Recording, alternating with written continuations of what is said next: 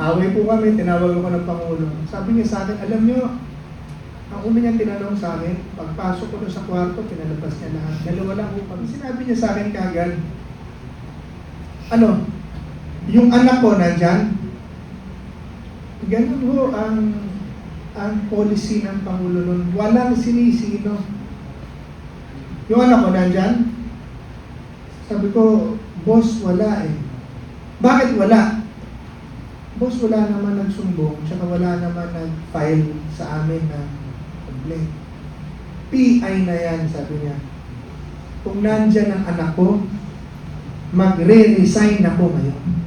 Minamali po yung ating tinalo, lalo big fish. Pero nakakasuhan po namin doon, sekretaryo, senador, congressman, presidente, di pa ba big fish yun? I was talking to, kanina before we came in. Ina-analyze ko ano nangyari. Sabi ko, ba't ba nagkaganito tong bansa natin nung pumasok si BBM? Samantalang, nung pumasok siya, Kim and Sara had practically, one-third of the Philippines supported them. Kasi kalahati lang ng Pilipino bumoto, 60 million sa 110 million. 32 nakuha nila. And with that overwhelming support, si BBM could have really took the Philippines to another level dahil he could have invited so easily new investments and new development for our country para pumasok ang namumuhunan dito at yung mga nandito na mamuhunan pa para magkaroon ng trabaho at tao dito sa ating bansa. But instead of doing that, ang ginawa niya yung pondo ng gobyerno, ibinigay niya sa kanyang mga crony politicians and crony tycoons.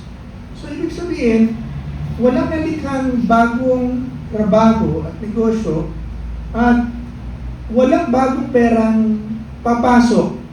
At dahil ganun po ang sistema, nakita ng lahat, teka, wala palang sistema rito, palakasan lang. Nagkagulo. Dahil basta malakas ka sa kanya, siguro kay First Lady, kay Speaker, at dun sa mga kaibigan niya, malakas ka, makakakuha ka ng proyekto na kahit umikot-ikot siya sa buong mundo noon na nakita natin, ikot-ikot siya inviting investments. Walang nag-materialize dahil nakita, ang gulo niyo dyan eh. Kaya nagkakagulo dahil walang sistema, palakasan lang. So yun ang mga yumaman. Kaya ngayon, walang pera, walang trabaho, nag-iingay ang tao dahil ang yumaman lang at ang may pera ngayon, puro politiko. Nung time natin po, wala akong ganun. Dahil meron niya akong nag-aapol. Ang Pangulo, ang dami yung nagbabanggit ng pangalan, diba, nagpapakaso. Alam po ninyo, sa totoo lang, nung ilabas ko po yung listahan ng mga corrupt na congressman na naiimbestiga ng PACC, unang-una, wala pong jurisdiction ang PACC sa legislative branch. Pero dahil nadadamay sila sa sumbong ng mga tao, nadadamay po sila sa report namin. Noong kunin ng Pangulong Duterte yung listahan sa akin, binigay ko sa kanya at binasa niya. Nagalit ang Kongreso dahil binasa niya. Tapos hindi magalit sa kanya, sa akin nagalit. Pinatawag niyo ako sa Malacanang dahil nagpaalam na ako sa kanya. Sabi ko, boss, akala ata nito mga congressman na to, takot ako sa kanila. Sabi ko, wala akong congressman na pinanganganak na katatakutan ko. Pinagsasabi rin po ng mga tao na raw po sila. Gusto ko lang magpaalam. Napapalagang ko na po. So, wala naman kay Buong Pangulo dahil bahala ka sa buhay mo. Ganyan, tuloy mo lang tama. So, nung sinabi ko, kung may problema kayo sa akin, sa mga congressmen, patanggal niyo ako kay Pangulo. Pero huwag kayo magagalit kung ginagawa ko ang trabaho ko. Pero kung may gusto kayo mangyari, gawin na natin ngayon. Sabi ko, diyan, dito, kahit saan, gawin na natin ngayon. Dahil kung akala nyo, na pumunta ako dito para yumaman, magkaroon ka pangyarihan. Hindi ganun. Pumunta ako dito dahil ang pangarap ko hindi maging mayaman, hindi maging mahirap, hindi maging mayaman, hindi maging makapangyarihan. Ang pangarap ko pa ako, maging siga dahil ang tatay ko siga. So kung ito na yun, gawin na natin ngayon. Away po kami, tinawag ako ng Pangulo. Sabi niya sa akin, alam niyo, ang una niyang tinanong sa akin, pagpasok ko sa kwarto, pinalabas niya lahat. Dalawa lang po kami. Si Senator Bongo, nasa labas kasi nga inaasikaso pa yung mga trabaho. Pumasok, lumabas. Kung sinabi niya sa akin kagad, yung anak ko nandyan, ganun ho ang policy ng Pangulo nun. Walang sinisino. Yung anak ko nandyan, sabi ko, boss, wala eh. Bakit wala? Boss, wala naman nagsumbong, tsaka wala naman nag-file sa amin ng complaint. PI na yan, sabi niya. Kung nandyan ang anak ko, magre-resign ako ngayon. Ang puntos ko po doon, ganun ho kaseryoso ang Pangulo sa laban kontra korupsyon. At ang mandato niya sa amin noon is just do what is right. I will back you up.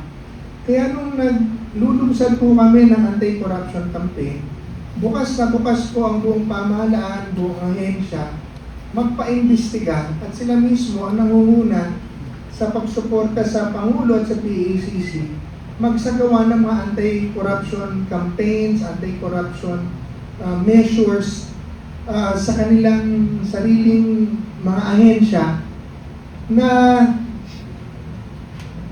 redounded to yung ating mga agencies na gagawa yung trabaho nila according to their mandate na siservisyohan ng tao. Kasi nga, bumaba po ang corruption. Okay. Ang program funds, corruption, during our time, and during any other's time, has always been present, but in our time, contained. Present, pero contained. Hindi po gaya ngayon, parang unbridled. Talagang alam mo na, makapalang mo ka, ghost projects, pero wala pa rin po nangyayari. And, we all had to work within the limits of the law. Yun po talaga ang ron. Merong batas na gusto lang natin, patayin na lang natin lahat yan, di ba? Hindi mo pwedeng gawin. Gusto mo, ikulong na lang natin lahat yan. Hindi mo na pwedeng gawin ang sarili mo na, dadaan ka pa rin sa korte. Pero what we can do, kahit minsan, totoo lang po, sumobra kami sa aming mga mandato. Pero sumobra kami dahil sa pagpapatupad ng mga polisiya na utos ng Pangulo. Kunyari, hindi mo naman pwedeng imbestigahan na Kongreso, pero sasama sa investigasyon namin, sobra po yun. Ako po nun, as PACC Commissioner, as PACC Chairman, hindi naman dapat ako sumasama sa mga pulis at saka sa NBI na nandadampot ng mga nangungutong, pero ginagawa ko po yun dahil kailangan makita at maramdaman ng mga tao na talagang mayroong laban kontra korupsyon at saka yung mapigilan sila. Hindi ko pa rin maipakulong ng hindi naman kami korte. Gusto natin ipakulong eh. Diba? Pero hindi naman kami korte. We are limited by filing cases. Kaya when we file cases, we filed minamalito yung ating finalo, lalo big fish. Pero nakakasuhan po namin doon, sekretaryo, senador, congressman, presidente, di pa ba big fish yun? Diba? Tapos, mga pinagdadapot po namin doon. Kung hindi lang naunahan kami ng announcement ni Presidente ng mga korap na congressman, may natampot akong congressman. Pero ibig ko sabihin, it was because the mission was really greater than the limited power na binibigay ng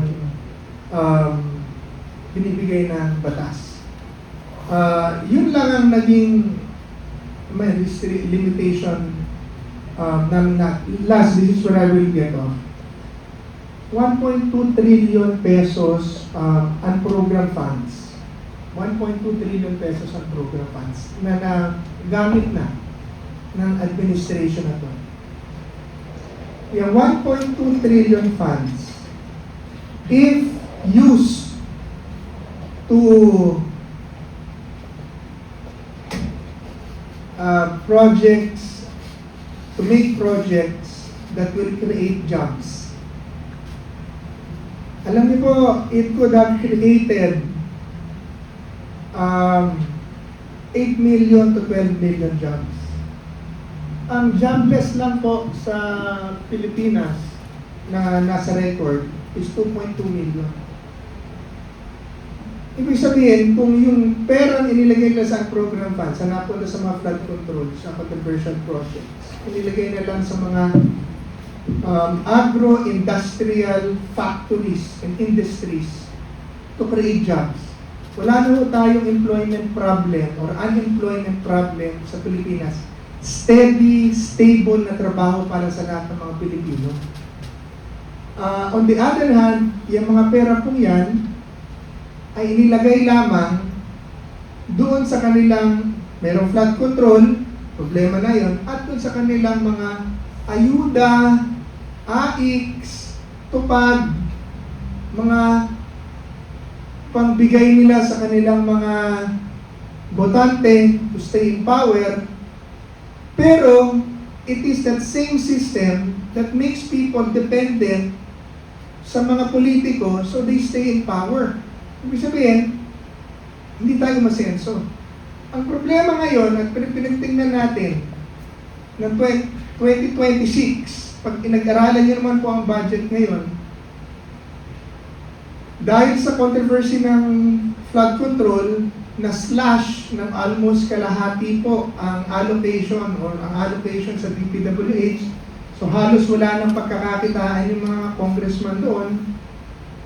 Pero yung napunta naman po yung pera, ibinalik naman doon sa social services na pamimigay na naman po doon lamang sa kanilang mga botante. So, what I'm saying po is when we now compare the Duterte administration papunta sa 2022 hanggang 2023 hanggang 2026 na budget, makikita natin na ang pupuntahan na naman po ng ating pondo ngayon at ng ating bansa ngayon ay mga pera na ipamimigay lamang doon sa kanilang mga botante para to keep themselves in power kahit hirap po na hirap. Bibigyan po kayo ng 5,000, ano yan, every quarter, tama? Pagka, parang recipient ka, parang yan, 5,000 every quarter. Okay ka na, samantalang kung inilagay yung perang yan sa mga industriya na makapagbibigay ng trabaho, di malaya na tayo, meron na tayong buwan-buwan stable job, deed jobs dito sa Pilipinas, which would have given us a better economy. So the Duterte legacy, wala po yan eh. Yun ang point ko eh. Yun ang problema natin lahat ngayon eh. Noon, pag may nakita tayong problema, sinusolusyonan ng gobyerno. Ngayon, hindi. Yung problema, sinusustain at sinisave. At ang paraan ng gobyerno, pakulong si Bong Revilla, susunod si Jewel Villanueva, si Jingo Estrada, si Chis Escudero, pantakip ng kanilang mga controversy, pero yung pera ng gobyerno, ibibigay pa rin sa mga congressmen para manatili yung mga congressmen sa pwesto, ma-impeach si VP Sara, ma-save siya sa impeachment, dapat na wala sa politiko. So, ko sabihin, 2026, wala akong pupuntahan ng ating bansa sa totoo lang, sa plano ng gobyerno ngayon. Ang plano lang yan is to survive. Hindi sila matanggal, hindi naman siya magre-resign, hindi na rin siya mai-impeach, pero to survive 2026, para sa 2027 hanggang 2028, susurvive na nila at gagamitin na nila ang kapangyarihan to stay in power. At wala tayong magawa. Noon, meron tayong nagagawa. Dahil kung ulo mismo, nakikita nyo, siya mismo nag-i-responde. Yun.